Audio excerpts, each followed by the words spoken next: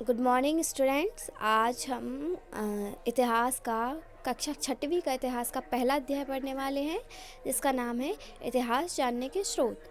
तो इसका इतिहास जानने के स्रोत है तो सबसे पहले हमें ये जानना होगा कि इतिहास आखिरकार होता क्या है। तो इतिहास क्या होता है? संस्कृत भाषा के इतिहास से मिलकर इतिहास बना है। तो अपन किताब की भाषा में पढ़ते हुए मैं आपको सामान्य अर्थ में समझा देती हूँ कि इतिहास क्या होता है। इतिहास होता है जब हम भूतकाल की मतलब पास्ट की या भूतकाल की जो घटनाएं हैं या उनसे संबंधित व्यक्ति है उनके बारे में अध्ययन करते हैं या उनका विवरण पढ़ते हैं, तो उसको क्या बोलते हैं? इतिहास बोलते हैं। जैसे कि पुराने लोग कैसे रहते थे, पुराने लोग क्या खाते थे, पुराने लोग क्या पहनते थे, कैसे उनके घर हुआ करते थे, कैसे मंदिर हुआ करते थे, इन सब के बारे में जानना क्या होता है? इतिहास होता है। अब हर कोई को मज़ा आता है कि इतिहास के बारे में जाने। अच्छा, हमारे कृष्ण भगवान ऐसे थे, हमारे जो राजा हैं अकबर वो ऐसे हुआ करते थे, और जैसे हमारी स्वतंत्रता की लड़ाई ऐसी हुई थी, तो इसके जानने में सबको मज़ा आता है। तो इतिहास एक कैसा रोचक विषय है। तो वैसे ही अब अपन को इतिहास तो पता करना है, लेकिन इतिहास कैसे पता करेंगे? तो उसके दो अपन के पास क्या है? स्रोत हैं जिनके माध्यम से अपन पता कर सकते हैं। एक है हमारा पुरातात्विक स्रोत और दूसरा है हमारा साहित्यिक स्रोत। ठीक है, तो अपन दो साधनों से पता कर सकते हैं कि आप पुरातात्विक स्रोत के माध्यम से और ऐतिहासिक साहित्यिक स्रोत के माध्यम से। अब बोलेंगे आप कि पुरातात्विक स्रोत क्या होता है और साहित्यिक स्रोत क्या होता है। तो पुरातात्विक स्रोत क्या होता है? मुख्यतः जिसको अपन वस्तु के रूप में होता है, जैसे कि मान लो औजार हो गए, जीवाश्म हो गए, भोजपत्र हो गए, आभूषण हो गए, इमारतें हो गई, सिक्के हो गए, पुराने ज़माने के सिक्के, इन सब चीज़ क्या है? पुरातात्विक और साहित्यिक जो पुस्तकों के रूप में उपलब्ध हैं, जैसे कि इतिहासकारों का वर्णन या किसी की जीवन गाथा, जैसे अकबरनामा हो गई, बाबरनामा हो गई, पृथ्वीराज रासो हो गई, जो पुराने राजाओं की जो पुस्तकें रहा करती थी, गीता हो गई, महाभारत हो गई, रामायण हो गई, ये सब जो किताबों में जो अध्ययन मिलता है उसको क्या बोलते हैं? साहित्यिक स्रोत बोलते हैं। अब बोलोगे आप कि भाई ये शिलालेख क्या होता है? तो शिला का क्या अर्थ होता है बच्चों?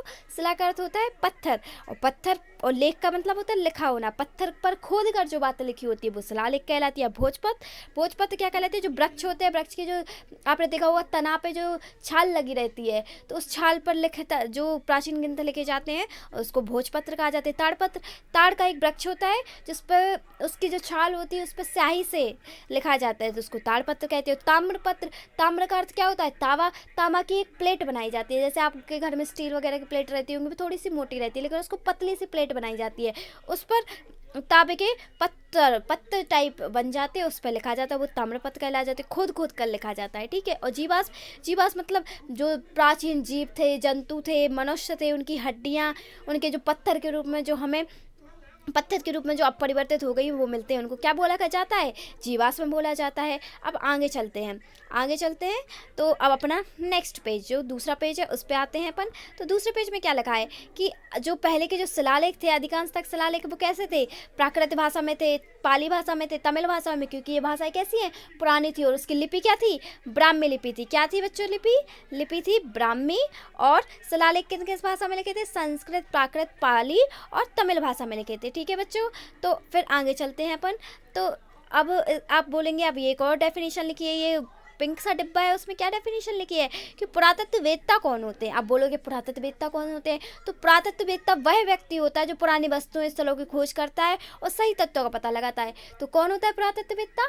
जो एक व्यक्ति होता है वो क्या करता है? पुरानी वस्तुओं की, स्थलों की खोज करता है और सही तथ्य के बारे में बताता है। गलत तथ्य नहीं कि अपन को कुछ भी बता दिया, वो सही तथ्य के बारे में बताता है, वो कहलाता है पुरातत्ववेत्ता। ठीक है, अब हम आगे चलते हैं।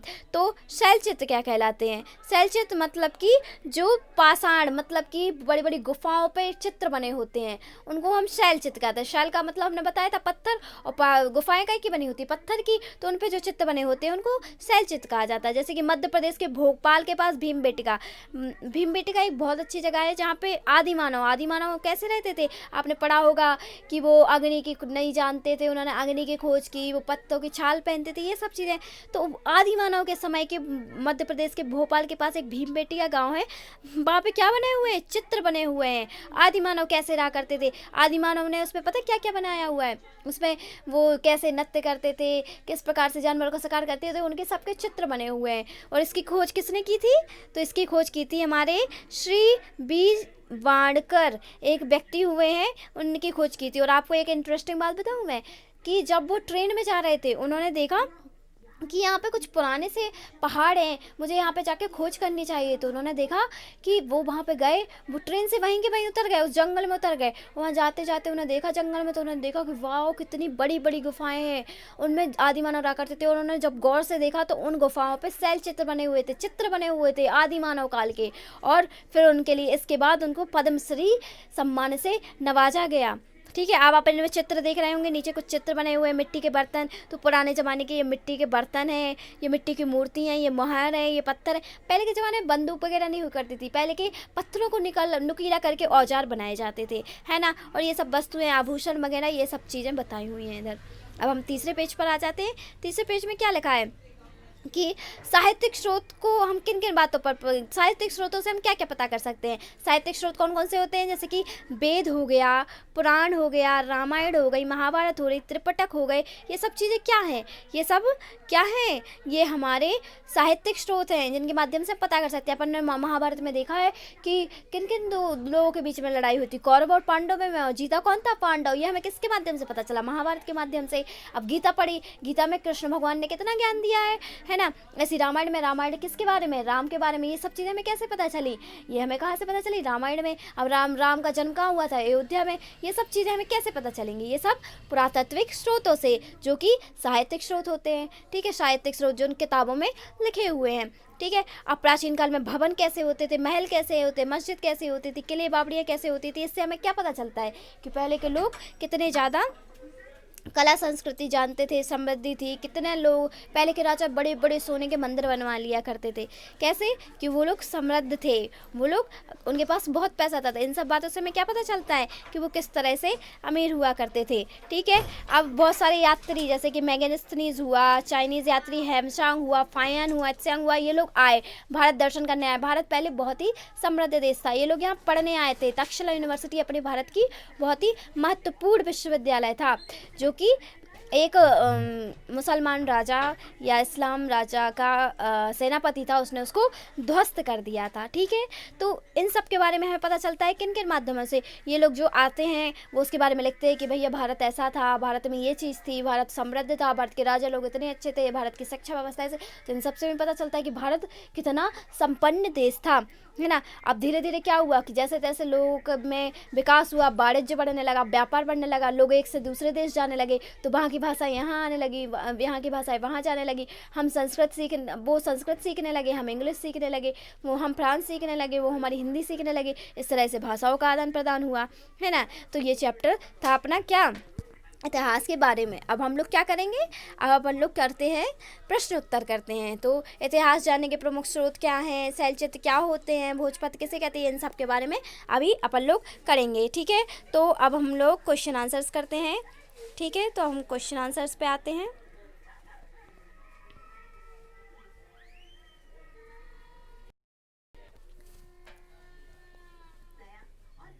तो पहला क्वेश्चन क्या है, इतिहास जानने के मुख्य स्रोत कौन कौन से हैं। तो हमने आपको बताया कि इतिहास अपन किन किन माध्यमों से जान सकते हैं। तो इतिहास जानने के मुख्य स्रोत कौन कौन से हैं, पाषाण उपकरण हो गए, मिट्टी के बर्तन हो गए, शिलालेख हो गए, सिक्के हो गए, हथियार हो गए, है ना, भोजपत्र हो गए, ताम्रपत्र हो गए, पुरातत्व और इतिहास की पुस्तकें। इन सब के माध्यम से हम क्या कर सकते हैं, जो हमारे क्या है, इतिहास के स्रोत हैं, ये इनसे हम पता कर सकते हैं कि पहले ज़माने में क्या सब चीज़ें हुआ करती थी। अब दूसरा क्या है, शैलचित्र। हमने बताया था शैल मतलब क्या होता है, पत्थर होता है, और उन पर जो चित्र बनाए जाते हैं, वो। और हमने इसमें पूछा गया है कि वे मध्य प्रदेश में कहाँ मिलते हैं।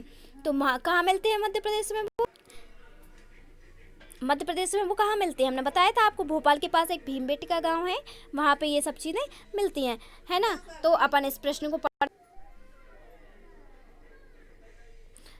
तो बहुत लोग जब पढ़ना लिखना नहीं जानते तब भी अपना बात चित्र बनाकर कहते हैं, है ना। जब लोग पढ़ना लिखना नहीं जानते तो वो अपनी बात किसके माध्यम से कहेंगे, वो चित्र के माध्यम से कहते हैं। तो वैसे ही आदिवासी लोग पढ़ना लिखना तो जानते नहीं थे, तो उन्होंने क्या किया, चित्र बनाए हैं। तो ऐसे चित्र आदि मानव बनाया करते थे। और आदि मानव काल में पहाड़ों की गुफाओं में बनाए जाते थे, है ना। इस काल के चित्रों को शैलचित्र कहा जाता है और इन चित्रों को क्या कहा जाता है, शैलचित्र कहा जाता है, जो कि कहाँ मिलते हैं, मध्य प्रदेश के भोपाल के पास भीमबेटका में यह चित्र मिलते हैं। और भीमबेटका विश्व में सबसे बड़ा शैलचित्र स्थल है, आप समझ रहे हैं ना, सबसे बड़ा शैलचित्र स्थल है। इससे बड़ा इतनी ज़्यादा मात्रा में जहाँ पे चित्र बनाए गए हों वो कहीं भी नहीं मिला, है ना। और हमने आपको इंटरेस्टिंग स्टोरी भी बताई कि वो कैसे खोजे गए। ठीक है, तो हम आगे बढ़ते हैं। हम भोजपत्र किसे कहते हैं, हमने बताया था भोजपत्र जो वृक्षों की छाल पर जो हम खोद कर लिखते हैं तो उसको हम भोजपत्र कहते हैं। तो भोजपत्र क्या होता है, एक विशेष प्रकार का वृक्ष की छाल होती है जिस पर प्राचीन काल में लिखा जाता था, तो वो क्या कहलाते हैं, भोजपत्र कहलाते हैं। इतिहास का अध्ययन क्यों आवश्यक है, अब अपन को बताएंगे। हमने क्या बताया था कि इतिहास का अध्ययन क्यों आवश्यक है, कि पुराने लोगों के बारे में जानने के लिए, पुराने लोग कैसे रहते थे, तो अपन पढ़ते हैं क्यों आवश्यक है। इतिहास में हमें पुरानी बातों की जानकारी मिलती थी, पहले लोगों का जीवन कैसा था, तब किस प्रकार रहते थे, उन्होंने आग जलाना कैसे सीखा, पहियों की खोज कब हुई, इन सब बातों में इतिहास से ही सीख सकते हैं, है ना। तो ये हमने बताया ना कि किस तरह से अपन लोग इतिहास से ही सीख सकते हैं। अपनी सभ्यता, संस्कृति आदि इतिहास में राजा महाराजा से लेकर जन साधारण तक की जानकारी देता है। इतिहास अनेक बातें हमें सिखाता है। तो हमने बताया आपको क्या लिखना है, इतिहास में पुरानी बातों की जानकारी मिलती है, पहले लोगों का जीवन कैसा था। तो इन सब बातों को आपको ये प्रश्न हम नीचे PDF दे देंगे, तो आप उसमें देख लीजिए, ठीक है। अब इसके बाद ऐतिहासिक धरोहर की सुरक्षा हमें क्यों करनी चाहिए। अब कोई बोले कि ऐतिहासिक धरोहर की हमें क्यों सुरक्षा करनी चाहिए, बहुत ज़रूरी है, क्योंकि ऐतिहासिक धरोहर हमें अपने अतीत, सभ्यता और संस्कृति के बारे में जानकारी देती हैं। अब हमें ऐतिहासिक धरोहर से तो पता चलता है, अपन लोग ताजमहल घूमने जाते हैं तो हमें उससे पता चलता है ना कि ताजमहल किसने बनवाया, कैसे बनता था। कभी पुराने मंदिर घूमने जाओ तो अपन देखते हैं कि कितनी अच्छे से नक्काशी हुई है, किस तरह से। तो ये सब जानकारी हमें किसके बारे में देती है, अतीत के बारे में, मतलब इतिहास के बारे में, सभ्यता और संस्कृति के बारे में हमें ये जानकारी देती है। अब अपन को बच्चों क्या करना है, रिक्त स्थान की पूर्ति करनी है। अब ह्वेनसांग और फाहियान यात्री कहाँ के थे, अपन ने पढ़ा ना, ह्वेनसांग और फाहियान कहाँ के यात्री थे, तो वो कहाँ के यात्री थे, वो चीन के यात्री थे, ठीक है। अब इसके बाद भीमबेटका की खोज डैश ने की थी, खालिस्तान ने की थी, किसने की थी, अपन ने पढ़ा है, पद्मश्री वीश्री वाणकर ने की थी, ठीक है। इसके बाद पुरानी वस्तु स्थलों की खोज करने, उनके बारे में पता व सही तत्वों को पता लगाने वाले को क्या कहते हैं, तो अपन क्या कहते हैं, पुरातत्व वेदता। हमने बताया था ना, पुरातत्व वेदता इनके बारे में जानकारी एकत्रित करता है, ठीक है। अब अपन को सही विकल्प चुनने, इन चारों में से कौन सा सही है। ताम्रपत्र, हमने बताया था ताम्रपत्र क्या होता है, ताम्र मतलब होता है तांबा, तो तांबे के जो पत्थर होते हैं उनको क्या बोलते हैं, ताम्रपत्र। तो इसका क्या उत्तर होगा, ताम्रपत्र तांबे के पत्थर होते हैं, ठीक है।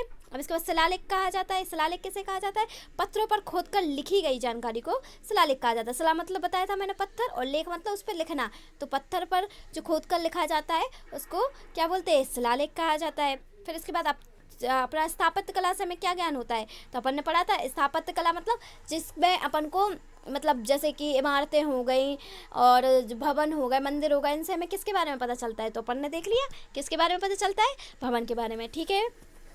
ये आपका पहला चैप्टर समाप्त हुआ। अब अपन आगे दूसरे चैप्टर में मिलते हैं।